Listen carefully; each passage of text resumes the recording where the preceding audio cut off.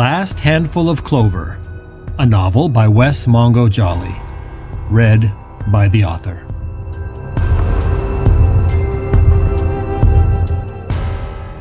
Book 2, Gifts Both Light and Dark.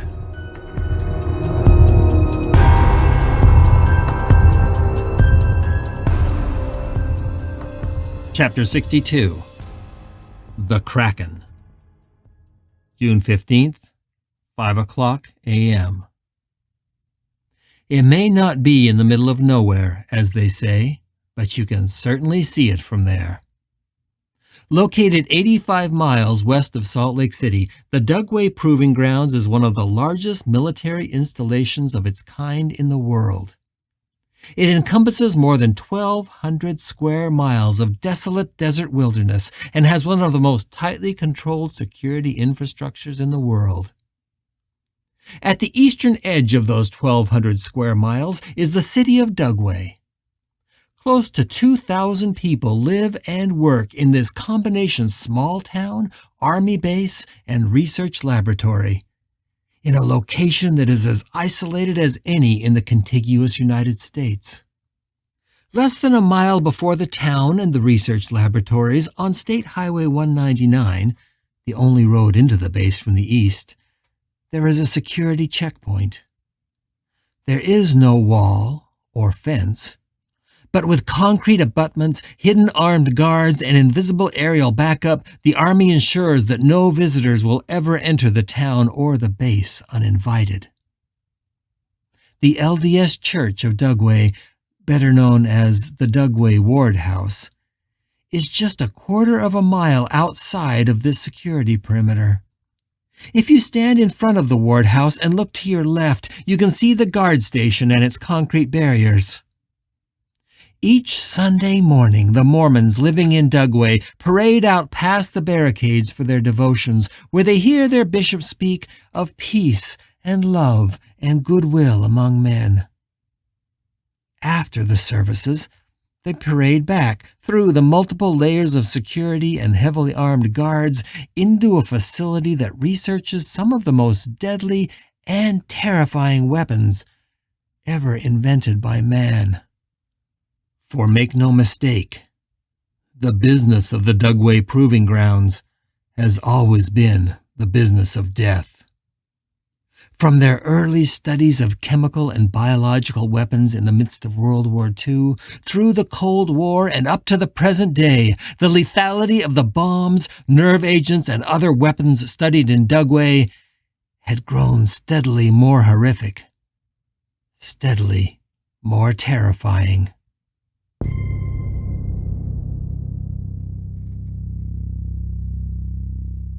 Command Sergeant Major Sutton Deary loved the desert.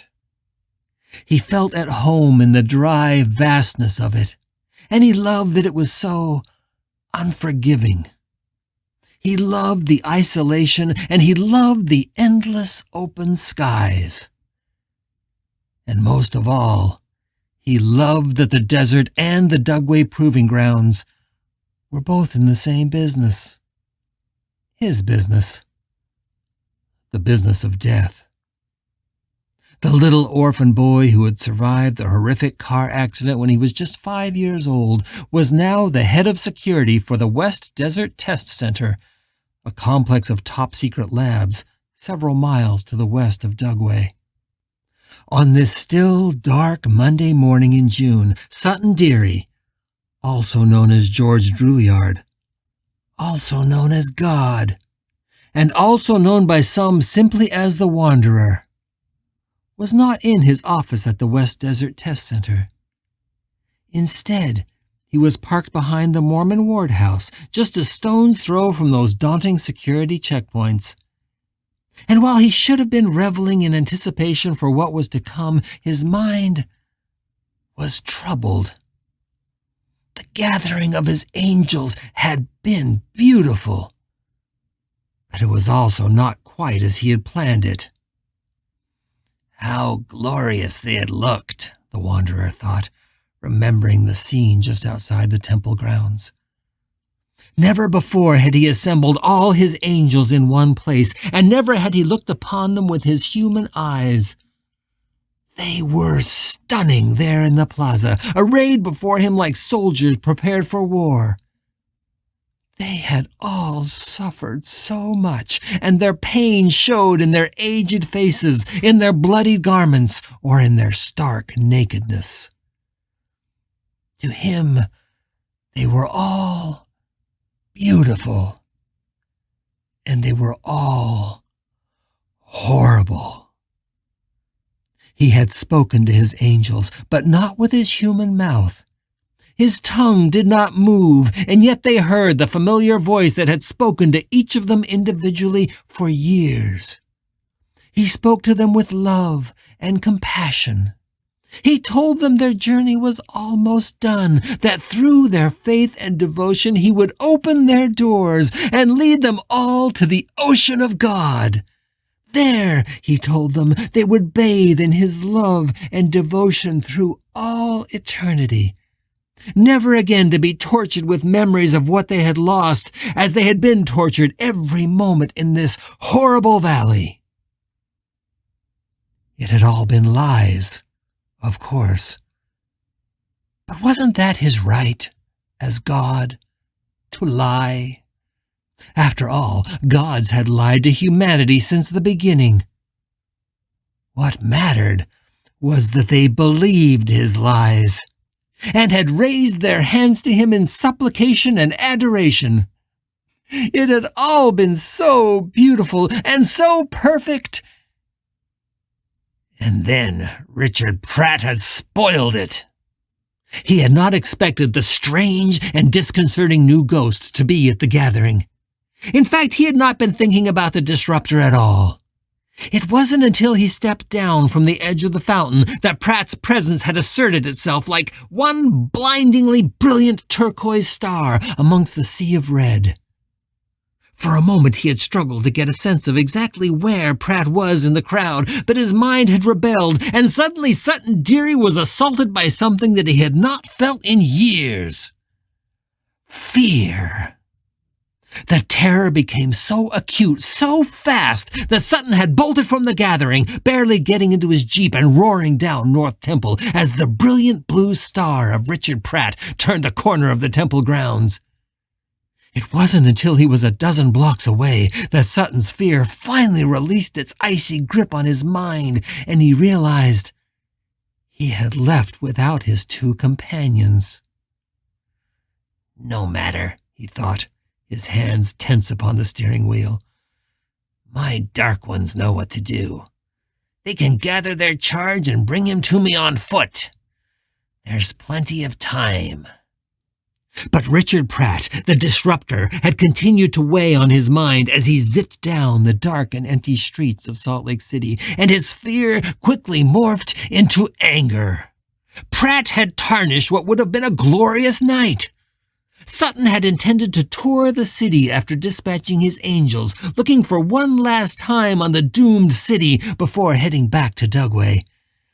And now, the whole evening felt soiled. Not that there was anything the man could do to stop things now that they were in motion, but his very appearance in the hereafter at this critical moment felt like a prank played by a universe with a cruel sense of humor. As the anger built, he had finally stopped in the parking lot of the Salt Palace and reached out his mind, intending to drive Richard Pratt mad once and for all.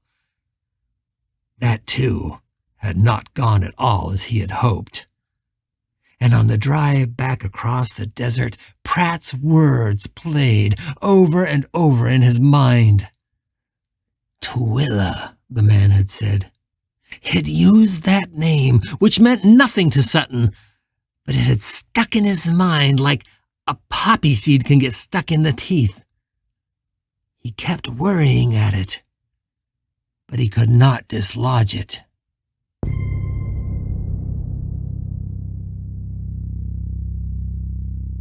The back parking lot of the ward house was still deserted as the first tendrils of morning light toyed with the stars in the east. The arrow-straight path of Route 199 was as empty as something out of an apocalyptic movie. Sitting alone in the Jeep, it was easy for Sutton to imagine he was the last man on Earth. He'd tried to get some rest in the pre-dawn hours, but his anxiety about Richard Pratt had been replaced by anticipation of what was to come, and he'd been too excited to slumber. And besides, his hands ached, and the constant pain in his back meant he couldn't find a comfortable position on the bench-like seat of the Jeep. So as the sky went from inky black to steel gray, he just sat. And he pondered. Finally, the first rays of the sun crept over the mountains, and he felt the warm rays upon his face. What a gift my years in this body have been, he thought, as contentment spread over him like a warm blanket. And what a gift my ability to wield power in both the world of the living and the world of the dead. To pass the time, he imagined not what was to come, but what it would be like after. He imagined his angels standing silent after the last of the usurpers fell, his ghostly army waiting for their portals to open, longing to hear for their God to call them home. How disappointed they would be to call on him and find only silence. And then that disappointment would grow into rage, which he knew would be directed toward any living human that dared to cross the boundaries of the hereafter again, for all eternity. Thanks to his betrayal, this land would be forever damned and forever guarded. Command Sergeant Major Sutton Deary checked his watch. It was just before 10 a.m. Only 2 hours left. He closed his eyes and reached out with his mind. He could see the myriad of red stars in the yellow firmament scattered throughout the Salt Lake Valley. Yes, they are all in place now, he thought, or will be soon. Searching among those red stars, he looked for the two that were most important to his plan. The dark ones he had left behind at the gathering. The two twisted souls had been at his side for so long their absence felt like a missing limb. He had broken them into pieces over half a century and then reassembled them into his own image. They were the living embodiments of his rage and anger, and they belonged to him utterly. He found them walking together many miles from Salt Lake City. They were passing the building known as Salt Air, the abandoned resort on the shores of the Great Salt Lake that had been used in at least one twisted horror film. The image of his dark ones trudging past that creepy, broken relic gave him joy. Between them, he saw the dim red star that he was seeking, the one that the two ghosts were bringing to him. Although Maddie had long begged him for her second angel, he had not brought Bradley Seward back for her. Bradley was his, and his role in what was coming was crucial. The Dark Ones were bringing Seward to him, right on schedule. There wasn't much left of the man's mind, but there was enough. Sutton looked at his watch one more time. An eternity had made him patient, but the digital numbers were ticking past very slowly now. Finally, his watch said that it was 11 o'clock. Only 1 hour to go. He forced his frail body out of the Jeep and stood for a moment, leaning heavily against the doorframe. His aches and pains were becoming worse every day now. He felt thankful that he would be able to complete his task before it became necessary for him to use a cane. Or worse. He closed the door of the Jeep, but since it had no roof, he did not bother to lock it. He patted the hood of the vehicle as he hobbled past. From the edge of the parking lot, he stopped for one last glance, ensuring that the Jeep was not visible to either the guardhouse or passing cars on the road. His back and hips finally loosening up, Sergeant Major Sutton Deary strode southeast into the desert. Just under a mile from the ward house, the wanderer found the spot he was looking for. He sat on a large rock that lay in the bottom of a small wash and looked around. The wash was the remnant of an ancient flash flood, and it had changed very little over the decades he had been coming here. It was surprisingly private. Because the boulder sat in the bottom of the wash, he was hidden from the road and the ward house. Even with binoculars, the guards at the security checkpoint would not be able to see him. The rock upon which he leaned was not remarkable. There were many others like it lying around the ancient streambed, although this one was the largest. Made of sandstone and shale, it was about 2 feet high at the center and slightly taller than it was wide. Perhaps, when conditions were right, this old wash still saw a flood tumble through. It might happen only once every few decades, but there had been enough over the years to settle the huge red stone more deeply into the sandy ground. He touched the rock's rough edges. They were still sharp enough to snag your clothes. Or your soul, Deary thought. He shifted his weight on the stone and felt those edges dig into his hips, which were getting bonier and more painful every year. And he smiled. This was how he had planned it. When the chaos started, the base hierarchy would try to reach him on his cell phone. When they couldn't, they would check the vehicle logs and assume that he was still in Salt Lake City, perhaps caught up in the violence. Nobody on the base would take the time to mourn him or even look for him as things deteriorated to the east. When the base was called on to respond, the chain of command would kick in to cover his absence as smooth as silk. By this evening, he realized, nobody living will likely care whether Sutton Deary is alive or dead. And that thought was strangely comforting. He closed his eyes and put his right hand on the stone.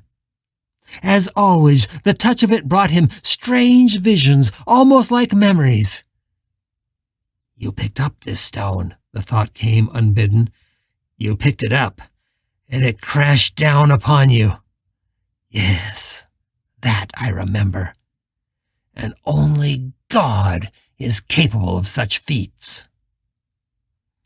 As he sat on the rock, he felt the power of it coursing through him. I am the dark Leviathan, he thought. I am the Kraken. I am the black octopus, and my tentacles reach out for hundreds of miles around me. The yellow glow of the hereafter was waiting for him, pulsing with new power and unexpected urgency. He looked at his watch.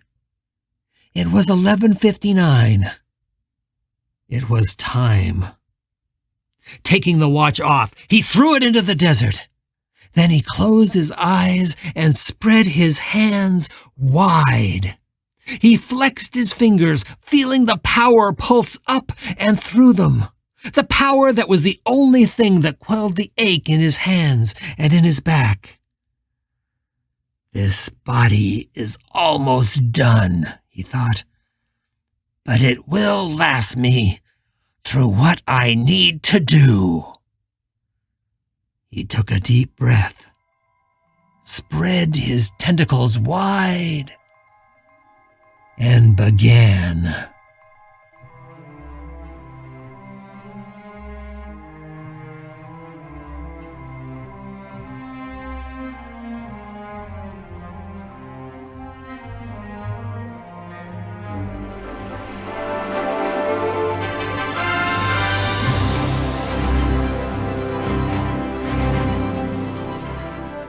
You're listening to The Last Handful of Clover, a novel by Wess Mongo Jolley.